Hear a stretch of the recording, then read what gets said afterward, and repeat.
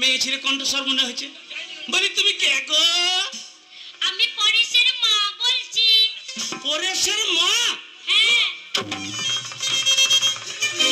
ওরে বাবারে, পরেশের মা চলেছ। দাঁড়াও দাঁড়াও, যে দরজা খুঁজে দাঁড়াও। তাড়াতাড়ি দরজা খোলো।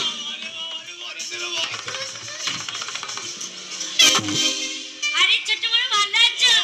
পরেশের মা।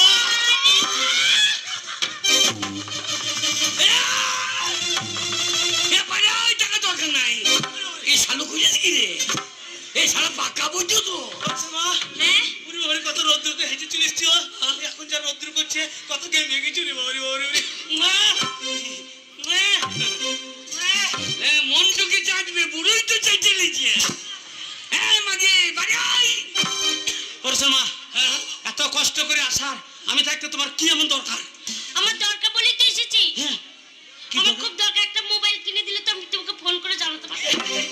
মোবাইল রবিবার দিন ঠিক চুপি চুপি 10টার সময় চলে আসবা। আমি তোমাকে চাইনা কিন টাচ কিনে দেবো। চাইনা কিন টাচ। কিন টাচ দিতে হবে না, ওর পুঙ্গাই টাচ করে দেবো। কি দরকার জানো আমার? আমার টাকার দরকার। টাকা? হ্যাঁ। কত টাকা? 50,000।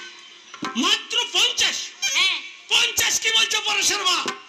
আমি তোমাকে 1 লাখ দেবো, দরকার হলে আরো দেবো। আর আমাকে 5 টাকা দিলে পুঙ্গাই বেরিয়ে দেবো। এই শালা পাকা বুঝতে পারবো। আচ্ছা ছোট মোড়ল, আমার স্বামী এসেছিল।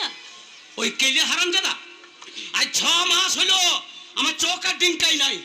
হ্যাঁ, এই শালার মাথায় বাজ বসবে গো। আমি এক্ষুনি ঘুরে বললাম, বলছি আমি পরেশের মা কি দেখেছ? বলি কথায় কথায় জিজ্ঞেস করতে ভুলে গেছি। বলো। সেই হ্যাঁ। সেই যে হ্যাঁ। নাভির নিচে হ্যাঁ। একটা ফোড়া হয়েছিল, হ্যাঁ। সেটা এখন কেমন আছে?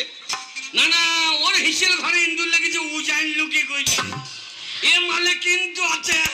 আমার নাভির নিচে যে ফোড়াটা হয়েছিল, সেই তুমি বর্ধমান থেকে এতবার একটা মলম এনে দিলে না। ও কি বলবো মারি, টিপে যখন বার করে লাগাচ্ছি না, এবার ঠান্ডা বরফ হয়ে যাচ্ছে। হবে না কেন? দামি মলম, দামি মলম। আমার স্বামী কালকুটা কোথার থেকে একটা ছোট বড় মলম এনেছে গো। টিপে বার করে লাগাচ্ছে, কিছুই হচ্ছে না। লঙ্কা বাটার মতো শুধু হু হু করে জ্বলছে, হু হু করে জ্বলছে। ওসব রাখার বাখার মলম তোমাকে কে লাগাতে বলেছে?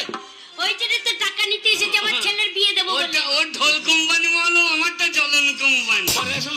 আমি তো জ্বলন থামবে না। 50,000 টাকা নিয়ে তুমি কি করবা? ছেলের বিয়ে দেবো আমার পরেশের। পরেশ মা, পরেশ যে তোমাদের ছেলের কথা কে বলেছে?